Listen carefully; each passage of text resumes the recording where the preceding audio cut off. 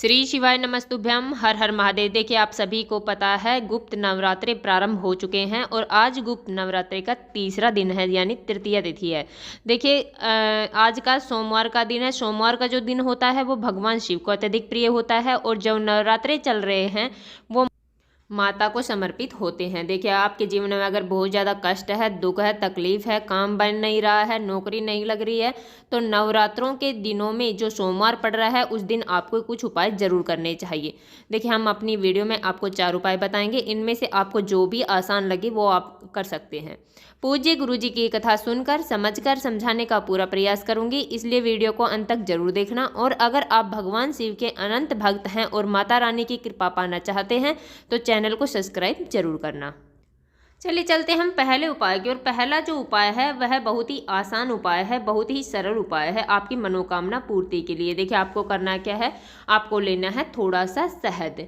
आप थोड़ा सा शहद ले सकते हैं, अधिक मात्रा में लेने की आवश्यकता नहीं है। उसके बाद में हमें लेना है 1 लोटा जल। लोटा है वो हम तांबे का लेंगे, उसमें शुद्ध जल भर लेंगे। देखिए उसके बाद में एक स्टील के लोटे में हमें थोड़ा सा दूध डाल लेना है, कच्चा दूध। अगर गाय का कच्चा दूध मिल जाए तो वो सर्वोत्तम रहेगा। उसके बाद में हमें चावल के 108 दाने लेने हैं। देखिए चावल के दाने खंडित नहीं होने चाहिए, इस बात का हमें विशेष ध्यान रखना है। ये चारों सामग्रियां लेकर हमें पहुंच जाना है भगवान शिव के मंदिर में। देखिए जो हमने स्टील के लोटे में जो दूध लिया है उसमें आप शुद्ध जल भी मिला सकते हैं, वो दूध युक्त जल बन जाएगा। देखिए यह उपाय आप सुबह के समय भी कर सकते हैं या फिर आप शाम के समय कर सकते हैं, प्रदोष काल में। देखिए प्रदोष काल का समय अगर आपको नहीं पता है तो हमने आपको स्क्रीन पर दिखा रखा है। सूर्यास्त से 45 मिनट पहले और सूर्यास्त के 45 मिनट का जो बाद का जो समय होता है वह प्रदोष काल का समय माना जाता है। देखिए उसके बाद में हमें अपने सीधे हाथ की अनामिका उंगली या फिर तर्जनी उंगली, देखिए आपको स्क्रीन पर दिख रहा होगा, इन 2 उंगलियों में थोड़ा सा, अगर एक उंगली में लेना है या तो आप अनामिका उंगली में ले सकते हैं या फिर तर्जनी उंगली में ले सकते हैं। थोड़ा सा हमें शहद लेना है और उसे हमें माता पार्वती के जो हस्तकमल है, कटी भाग है, वहाँ पर हमें अच्छे से लगा देना है। देखिए आपको स्क्रीन पर भी दिख रहा होगा। उसके बाद में 108 जो चावल के दाने हैं वो हमें लोटे के अंदर, दूध वाले लोटे के अंदर डाल देना है। देखिए हमें एक दाना डालना है, फिर श्री शिवाय नमस्तुभ्यम का जाप करना है। उसके बाद में हमें इस प्रकार 108 दाने डालने हैं या फिर आप एक साथ भी इन दानों को डाल सकते हैं। देखिए उसके बाद में हमें वह 1 लोटा जल, एक वो दूध वाला लोटा है, वो हमें भगवान शिव के शिवलिंग पर चंद्रमौली महादेव का नाम लेते हुए, बहुत प्यारा सा नाम है, चंद्रमौली महादेव का स्मरण करते हुए वह समर्पित कर देना है। उसके बाद में हमारे पास जो तांबे का लोटा है वह 1 लोटा जल भी हमें श्री शिवाय नमस्तुभ्यम का जाप करते हुए भगवान शिव के शिवलिंग पर समर्पित कर देना है।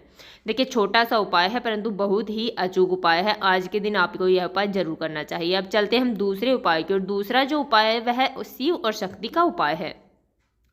देखिए सोमवार के दिन, नवरात्रों में सोमवार के दिन आप इस उपाय को कर लेते हैं तो आपकी सभी मनोकामना पूरी हो जाएंगी। देखिए हमें करना क्या, हमें 2 बाती बना लेनी है। देखिए हमें बाती 2 अलग अलग बनानी है परंतु उन्हें इकट्ठा करना है। देखिए आपको स्क्रीन पर भी दिख रहा होगा, अच्छे से उन बातियों को मिला देना है और एक बत्ती उनकी हमें बना लेनी है। उसके बाद में हमें भगवान शिव के मंदिर में जाना है और उन दोनों बातियों को भगवान शिव के शिवलिंग के सामने, देखिए उत्तर दिशा की तरफ अपना मुंह करना है और जो दिए का मुख है वो भी हमें उत्तर दिशा की तरफ ही करना है। वहां पर जाकर यह दीपक प्रज्वलित कर देना है। देखिए छोटा सा उपाय है परंतु बहुत ही अचूक उपाय है। सोमवार का दिन है, यह उपाय आपको अवश्य करना चाहिए। चलिए चलते हम तीसरे उपाय की ओर। तीसरा जो उपाय है वह भी बहुत ही खास उपाय है, बहुत ही अचूक उपाय है। हमें लेना है 1 तांबे का लोटा, उसमें शुद्ध जल भर लेना है और हमें कड़वे नीम की 2 पत्तियां ले लेनी है। देखिए हमें लोटे के अंदर कड़वे नीम की दोनों पत्तों को डाल देना है एक एक करके। उसके बाद में हमें वह 1 लोटा जल, अगर आपके घर में कोई आदमी बीमार है बहुत ज़्यादा तो हमें उसके सिरहाने पर उसे रख देना है। अगर कोई करने वाला नहीं है, वह आदमी खुद कर सकता है तो इस उपाय को वह भी कर सकता है।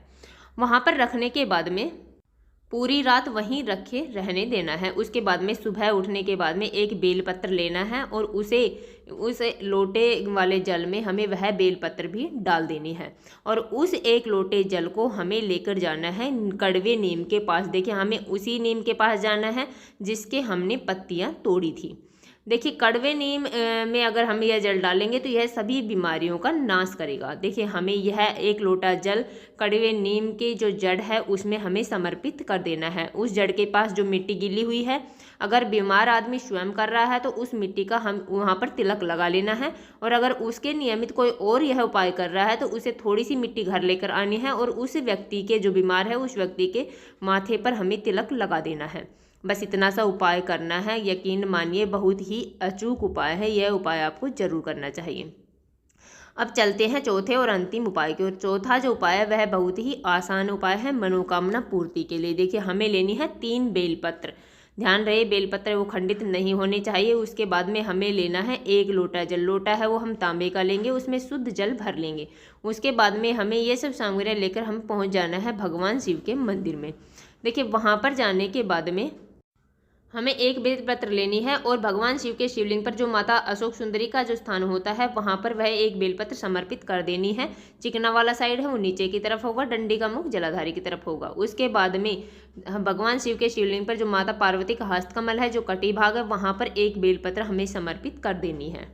देखिए वहाँ पर भी हमें चिकना वाला साइड नीचे की तरफ करना है और जो डंडी का मुख है वो हमें जलाधारी की तरफ रखना है। उसके बाद में हमें तीसरा बेलपत्र लेना है और उसे भगवान शिव के शिवलिंग पर समर्पित कर देना है श्री शिवाय नमस्तुभ्यम का जाप करते हुए। देखिए चिकना वाला साइड नीचे की तरफ होगा, डंठल का मुख है वो जलाधारी की तरफ होगा।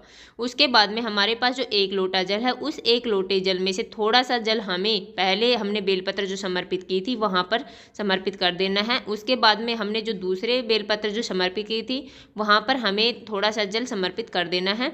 बाकी बचा सारा जल हमें भगवान शिव के शिवलिंग पर श्री शिवाय नमस्तुभ्यम का जाप करते हुए पूरा जल हमें समर्पित कर देना है। देखिए छोटा सा उपाय है परंतु बहुत ही अचूक उपाय है। सोमवार का दिन है और नवरात्रे चल रहे हैं तो हमें यह उपाय जरूर करना चाहिए। हमने अपनी तरफ से समझाने की पूरी कोशिश की है। उम्मीद है आपको वीडियो समझ में आ गया होगा। अगर वीडियो अच्छी लगी तो लाइक करना, और अगर आप चैनल पर नए हैं और अभी तक आपने चैनल सब्सक्राइब नहीं किया है तो ऐसे ही छोटे छोटे उपायों को देखने के लिए प्लीज़ हमारे चैनल को सब्सक्राइब जरूर करें। श्री शिवाय नमस्तुभ्यम। हर हर महादेव।